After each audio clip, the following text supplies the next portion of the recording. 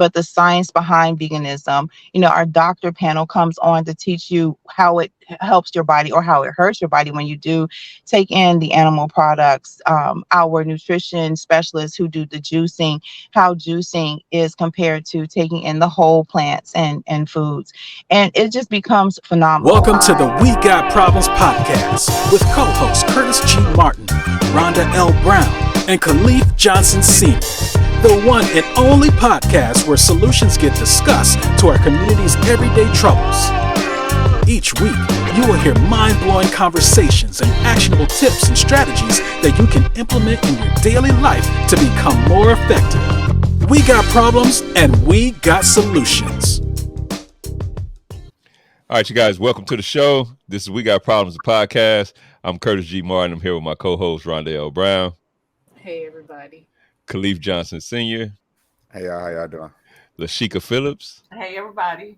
And we have a special guest, Vonettia Calloway. Vonettia, why don't you go ahead and tell the people a little bit about yourself and what it is that you do? Well, hello, everybody. My name is Vonettia Calloway. I am a teacher. I'm a military spouse and published author. Also happen to be the executive director of Committee of Consciousness, a nonprofit organization, and the event organizer for the Black Vegan Experience, aka the Tulsa Vegan Experience, the Houston Vegan Experience, wherever we go on Vegan Experience. I love what I do. I feel like I was given this mission just to lift communities that have been underserved and excluded from information that will basically give a lift to their life, to their health, to their wellness, to their purpose. And I enjoy what I do. Love cutting up. I'm a foodie and I have fun sharing and educating the world. The classroom has not kept me captive anymore. So let's ask away. Let's get into it. How did you go from teacher to event organizer? So I guess if you think about it, women as a whole, we are event organizers. Think about it. We organize the birthday parties, we organize the family reunions, etc. And so I had stumbled upon a young lady who does Soul Vegan Black Party. Her name is Adria Clark, and she had this amazing vegan event.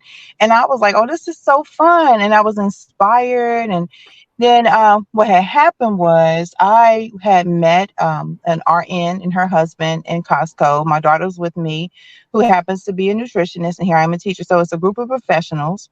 And she happened to mention that her doctor and her trainer were both vegan as well. And so me, of course, I'm thinking, how many Black women are vegan? Because I thought I was the odd man out, with my daughter.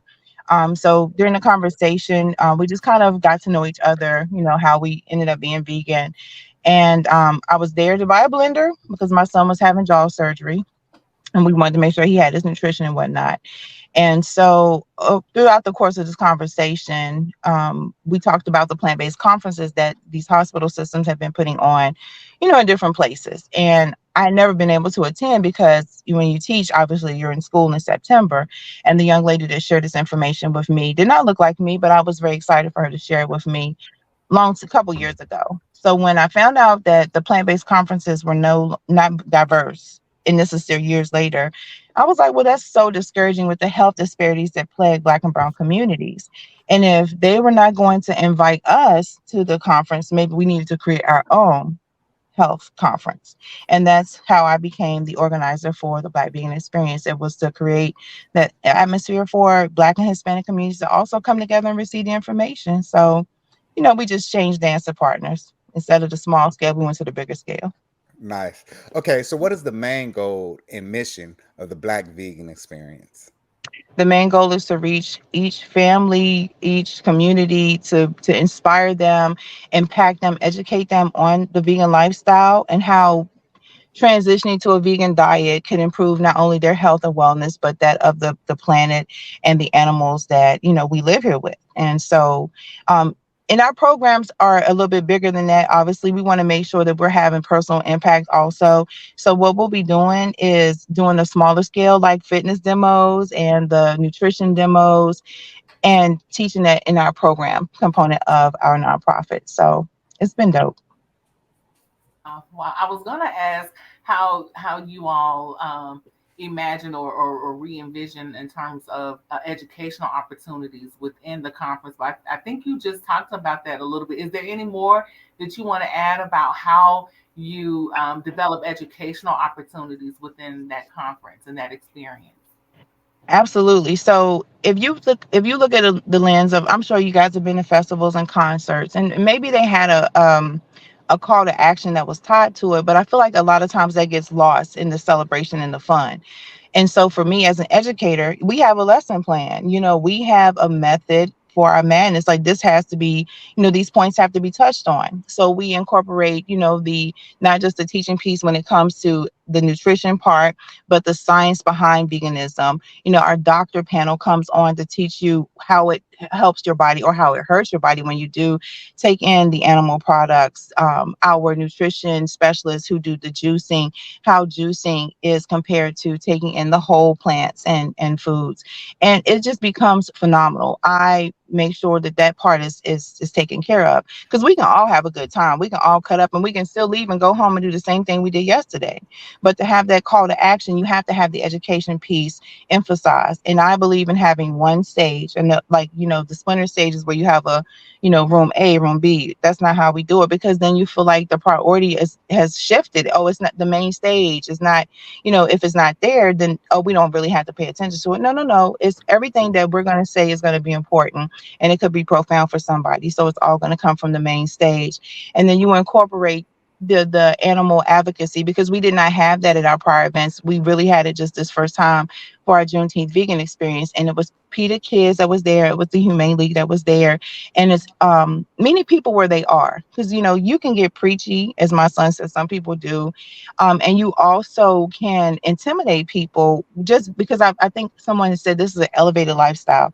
I never really thought about it like that, because my experience began with the Daniel fast, and it was just, to me, just being obedient and disciplined. And so through that process, now here we are teaching people while they're having a good time, so they retain it better, right? And then on top of that, if you think about food deserts, wherever you find a food desert, you're going to find a book desert. So now you have these educators that are coming in this lifestyle change that can now tap back into the community and help with literacy and all those things that are connected to that: access, transportation, just love. I love the I know somebody else has a question, but I love how you have incorporated kind of like your skills from the education field to like support you in this framework, because that whole concept of developing a curriculum for a particular event, I think as an entrepreneur, my first thing is create an agenda, come up with strategy. But and strategy and curriculum are not synopsis, right? They don't mean the same thing. They can be similar, but I Mm-hmm. thank you so much for mentioning that, because that's even like opened my eyes to even look at some things that we're planning to maybe see what is our curriculum first, and then maybe have our strategy. That's rich. Thank you, thank you, thank you. Oh, welcome. My pleasure. So All right. how does I'm sorry, go ahead, Curtis. How does the Black vegan experience foster any diversity or inclusivity? Well, the name. So, and I've been told that titling that, made it a rebel brand, and I was like, I don't even know what you mean by that. But okay, let's just say food for thought. When I say the Black vegan experience, I'm excluding other people. Absolutely not. If I was and am a professional, I'm a military spouse, so I've traveled a little bit. Came from good stock, so it's not like I was hit in a corner. I've been around, I've been involved, and I did not think veganism was for me. Like, oh, I heard about it before. Oh, that's not mine. You think about the wealthy white women of the world doing yoga. That's basically where I was. So if I felt that way, and I'm pretty, cultured, well traveled, educated, what about our everyday Jane and Joe? They definitely not gonna feel like this is for them. So when I titled it the Black Vegan Experience, it was just to get your attention. And the example that I provide is, let's say you're going down Interstate 95 or 40 for y'all going through the middle, and there's an exit that's lit up. There's a flashing exit. The vegan experience this way. You're gonna keep right on down doing what you was doing. You might even speed up. But if it says the Black vegan experience, you'll be like, what? Black people are vegan. What's it? What? Black vegan? What? Wait a minute. Now you curious. You're gonna go ahead and merge on off the lane. So what they talk about over here. And then if it look good, it smell good, you see people, because we have Afro Latinas, we have so many people are blended. You see all this going on. Wait a minute. These my fam.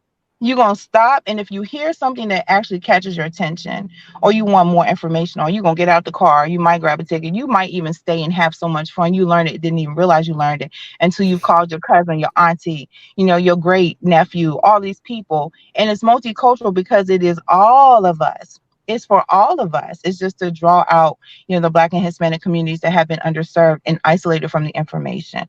So, even we're headed to Tulsa. I had, someone, a Waso vegan. So obviously indigenous natives, someone Cambodian vegan connected to the page. Let's go. I want to see the rainbow. Yeah, and so that question just came about. We just want to ask because we do have a nonprofit called the Black Mastermind. So don't think we was just trying to call you out on that one, right? Like, Not at all. So, and you kind of already touched on this, but how do you aim to break social stereotypes surrounding Black culture and veganism? Well, for the first stereotype that I think is, can't say that, misguided, a polite way, the PC word is misguided, is that Black people only eat fried chicken and watermelon. Stop playing games. We eat good everywhere we go, and it is not fried chicken, it is not watermelon. There is much more to our plates. There is so much more to the dinner plates in other homes, and it's just that people get stuck. They believe what they see in television. They think that's reality, which is sad, but it is when when you're isolated and your access is limited to other groups of people, ethnic groups, other cultural groups. And yeah, sure, you might think that, but the difference is you have to get them out of their comfort zone to see what it is. And you might have to remind me the question because I went down a hole. I got to come back out. How do you aim to break social stereotypes surrounding Black culture and veganism? So one of our I call him my little brother from another mother. His name is Ben, and he is the cutest little white guy with brown hair and blue eyes. And he came onto a live. And I feel like with me, I want to always make sure people feel welcome regardless of their background. So this young man came into our live literally 6 weeks ago. He said he heard Richmond, Virginia, which is where we are, and he felt that we were his tribe, regardless of what we look like. So that's where when we go, we want to bring multicultural the community with us. I want you to see the blend of people that encompass our nonprofit, that encompass the team that comes to share, to share with you. And even when we come locally, we wanted you to see that, yes, we want to support Black-owned businesses. We want to support women-owned businesses. We want to support the veteran-owned businesses that get overlooked. But this is for everybody. This party is for everyone. The stereotypes surrounding veganism. Oh, that food is nasty. Oh, that looks horrible. It tastes horrible. Now, one of the books that I did see during the Daniel fast, I would not fix it. Not one thing for y'all. It looked like elevated dog food. I'm not finna suffer. So again, you remove those stereotypes that is nasty, it might be good for you, but you have to suffer when it comes to flavor. And that's not how we get down to business. Wherever you go, you're going to add your own anointing to the food. And so we're removing the stereotype about veganism, and we're removing the stereotype about Black culture, Black family, Black foods. And so like, even for me, and I do understand now that this is a blessing, because I have heard that people have separated from their family. They have written people off because they went vegan and their family members did not. They, still consume animals or wear animal products, and they did not. And I'm like, yo, for real? Like, somebody said I should divorce my husband because he didn't go vegan. I said, you must be tripping, because it was my personal choice, right? It was my personal choice to change my lifestyle. He had nothing to do with that. Now, he did tell me, don't bring him no baby food upstairs. He was like, listen, I'm a grown man. Don't be bringing me no fruits and vegetables up here on the plate. I need something dead, right? And I was like, whatever. So anyway, for a year, he really didn't eat my food because he felt like, and he's a disabled veteran, that's a disclaimer that I'm going to give for him. He felt like he already has lost a lot of his choices because of his disabilities that are invisible. Mhm. So now I'm finna tell him what he can and cannot eat. That ain't happening. But that's not what it was. It was in his mind. I embrace my husband like I do with my students. It's all about educating you and let you making a choice yourself. So after he realized I wasn't forcing my choice on him, he kind of like started doing things covertly, sending my daughter to get a garden meal, eating a vegan burger somewhere where I wasn't with him. I'm like, wow, my gosh. But anyway, he was making those he was making Those, the steps. He didn't want to say he overreacted, but he began to, the grace just came in and he began to try new things. And then we got to a point when the Impossible Burger was released. He was like, "Hey, babe, I want to go with you and eat the same thing that you're going to eat." And I was like, "Okay, let's do it. Date night." And he was like, "No, I don't want cheese and mayonnaise on it. I want it just the way you're going to eat it so I could taste the food." And he was a chef in the military. So I could appreciate him wanting to actually have that flavor and be able to understand my perspective. So it's been interesting, very much so interesting, but I love it. My daughter and myself are the only ones that are vegan. So like we have non-vegans in the family. And when I go to the family event, whereas before I thought like my family wouldn't receive it because of who I am and being a resource and someone they trust, it was more or less like, "So why are you doing that, cuz?" XYZ, boom, share with them. "Oh, well, what you got with you? Let me try it." And then it becomes one of those, "Well, I don't have nothing to eat because they've eaten all my food." And then on that the part. next go, right? Right. And then as we move into the next event, the next function, graduation party, when I show up, now they have a vegetable tray, they have fresh fruit, they may have a fruit tray too, but guess who else is eating the fruits and vegetables? They are. So Mm-hmm. it becomes a natural progression that, oh, we're gonna make sure baby girl got some and I'm gonna have some too. And I'm telling y'all, bring a couple bags of oranges and they just all popping them while they talking. Some people get the munchies after they celebratory situations or whatever. And it's like, this is dope. And you get to see love spoken in truth in action.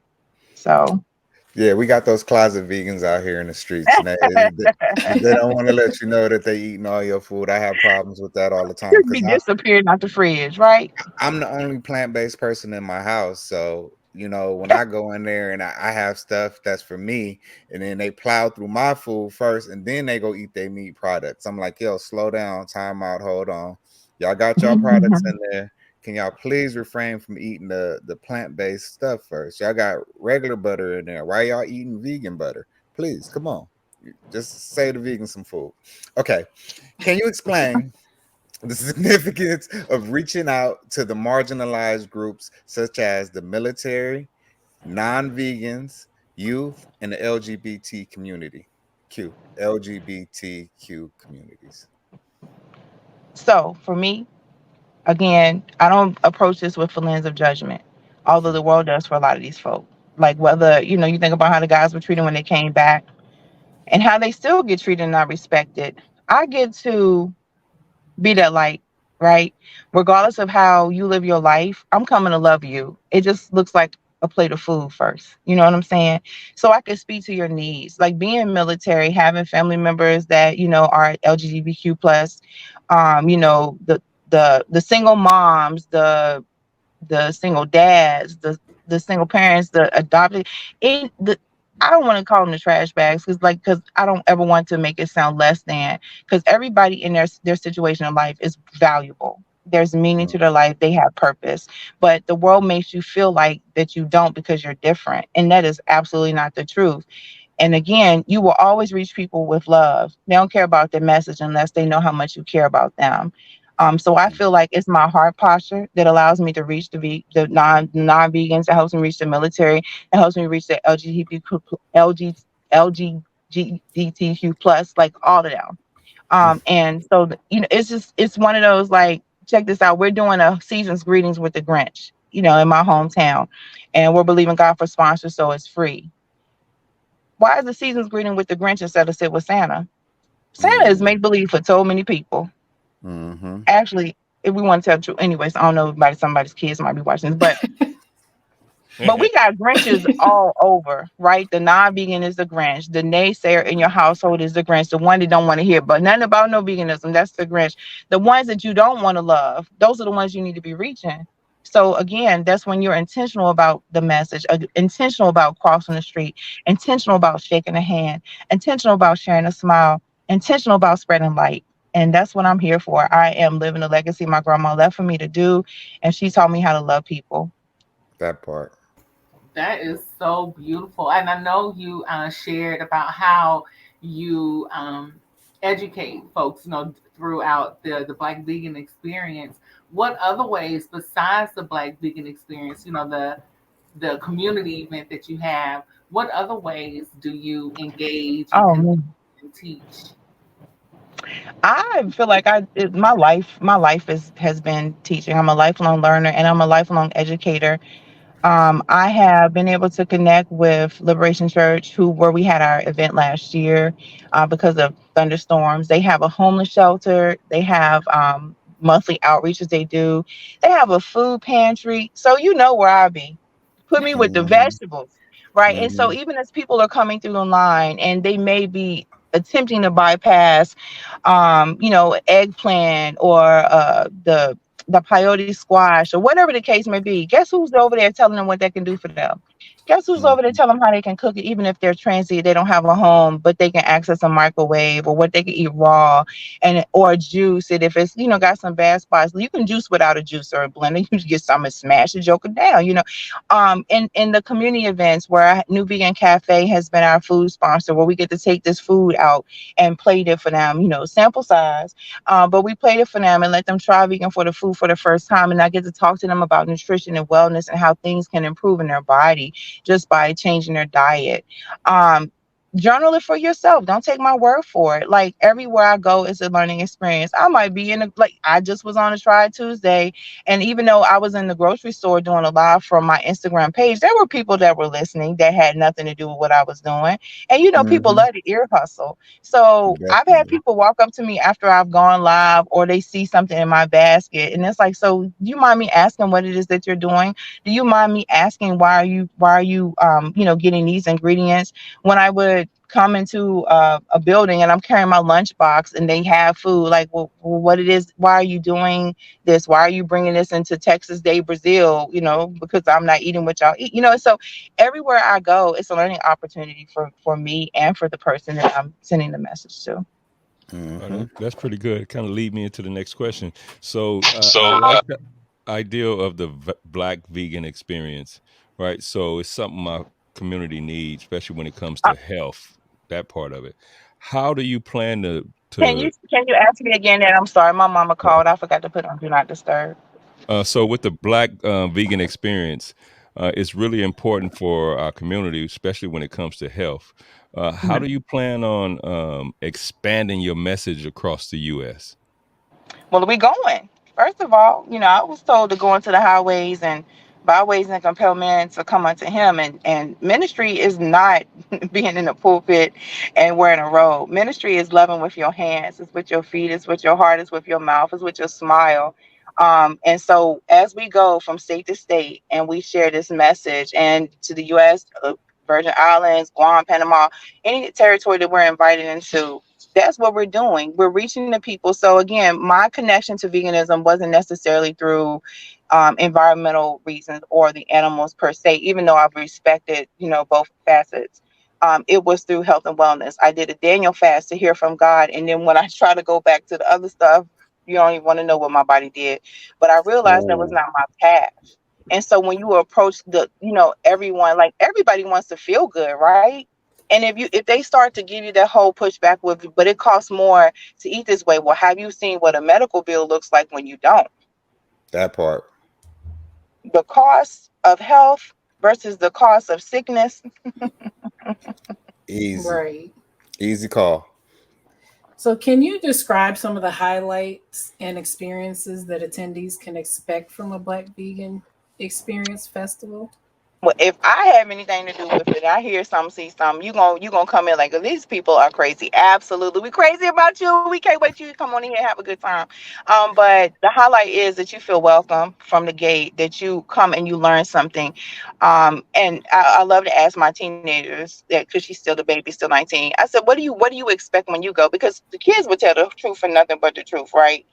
And she said, wherever I go, I want to connect to people, I want to meet new people, and I want to make new memories. And I was like, that's exactly what we're doing. We're teaching people how to think differently, how to see food in a different light, how to connect and network with those that may or may not look like them, and to make a new memory with the person beside them, with the way that they choose to eat, with the call to action. They get to come in and do some Zumba with Zay. They get to come in and hear Dr. Mills talk about his experiences living, as a Black man, as a physician, in this world that is not so kind to you, vegan or otherwise, because of your skin color. Being able to hear people share their experiences transitioning, like a vendor that came in that I saw, she brought me some juice. I love being, because they do bring you free food, so you could try to talk about it. I love that part. But like for her to meet up with us and say, my family has been meatless for 3 weeks, to see the animatronic elephant, Ellie, and be able to reach the kids with the coloring books and the gentle stories, because again, you don't want to traumatize anyone. And again, there's a right way and a wrong way to do everything. And I feel like that's where you have to have that balance. That's where you have to be able to, again, speak the truth in love. But they're going to eat good. They're going to have a good time. They're going to shake a tail feather or two. Might have a competition too with a fitness or a cooking demo. We had a juicing station at our last event. Nama Well did a great job and sending us a juicer. Had a whole, the whole event was being broken down, and it was still kids standing there juicing. And it was so amazing for them to be like, are you serious? This is only oranges and pears and it tastes like this. And so again, if you can't get your kids to eat your fruits and vegetables, you might get them to drink it, and it'll still change their life, and it's still going to give them what they need. Having Slutty Vegan there, having all of the varieties of food, desserts, entrees, just options galore, free samples, the swag bags. I love giving away things. So the raffles, DJ, the comedy, vocal performances, just awards, like just loving on people. It's just a whole lift. And I feel like it's a whole vibe everywhere we go. And, we're headed to Tulsa. The love I've already received is outstanding. And just to see the community, connecting and saying, we can't wait. This is what it's supposed to be like, multicultural. Absolutely. I'm stoked. I can't wait. That's dope. We're excited for you, because that sounds like it's going to be an event to be at. So hopefully everyone can go ahead and grab their tickets and make sure they're there for the experience. So this next part, this is our rapid fire part of the interview. So what we're going to do is ask a couple questions. You take anywhere from 15 to 30 seconds, whatever you feel you need on a question, and just let us know about you. So what is your why? What makes you do what you do? I love people. Were there times where you thought it wouldn't work? Absolutely. Sometimes moment by moment. Biggest life lesson. Trust God. What would you tell your 18-year-old self if you had to go back in time, if you can go back in time? Girl, you got it. Just keep on moving forward. Do you have an accountability partner or a coach?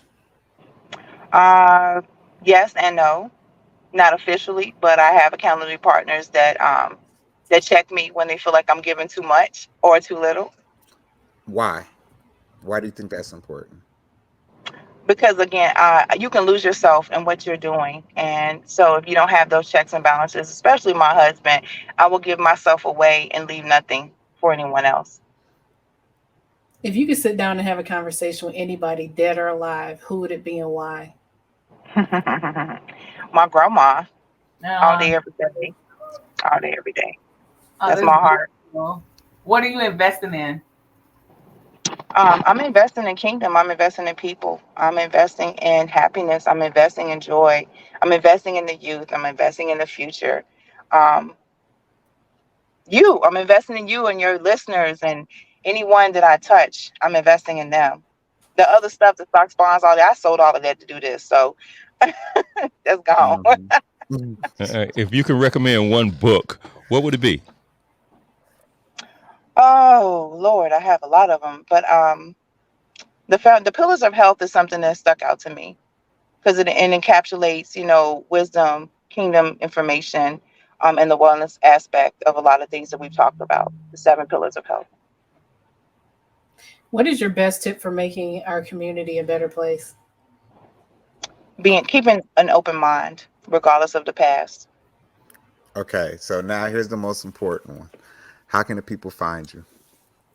They can find me at the blackveganexperience.com. They can find me on Instagram most of the time. As my children say, I never get off from them, but it's at Black Vegan Experience. Our nonprofit is Conscious Crew, for you, CONSCIOUS, number 4, letter U.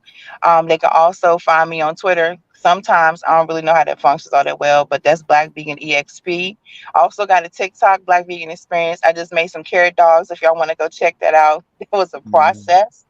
I think that's and Facebook, the blackveganexperience.com, the Black Vegan Experience. And then if you go to Eventbrite, that's where you get your tickets, and can always kind of like message us from the pages. Emails are attached to that, everything. So. All right, cool. Hey, Lashika, what do you want to leave the people with? Oh man, I was thinking about this question because I knew you were gonna ask. So I think what I would leave the people with is, don't be afraid to tap into other skills and experience. Because I say that because she has demonstrated how we can leverage other skills to catapult and really enhance our business. Her example was education. So just don't discount and don't underestimate skills and expertise that you have from back in the day. So just leverage that. All right, cool. How about you, Rhonda? I would say try some vegan food. There we go. Don't be closed-minded about Get it. them lashes done. How about you, Caliph? Hey, you know what? I really want to thank the Queen for coming out, and she's really doing her part in teaching the community on other alternative options on how to make food more pleasurable for you. So tap in with this Queen. She's doing great work in our community. Yep, and I would just say, you guys, if nothing else, tap into the veganism experience just for health reasons, if nothing else, right? Like, some of us do it for the taste, some of us do it just to be different, right? But you'll see a lot of health benefits. You know, what helped me become vegan was I met a bodybuilder, because I was always scared to go vegan because I thought that most vegans look sick. The diehard vegans that I used to see, they looked like they were missing something. And so I never wanted to do it. But then I saw this bodybuilder, and it just like, I was like, oh, this dude cut, man. Like, wow. And then as I got into it, more and more athletes I see doing it. And those are usually the best athletes, or they're trained the best. They're the strongest, right? Like, so you guys know, for health reasons, we all need it because we have problems, but we also have solutions. And we are. Peace.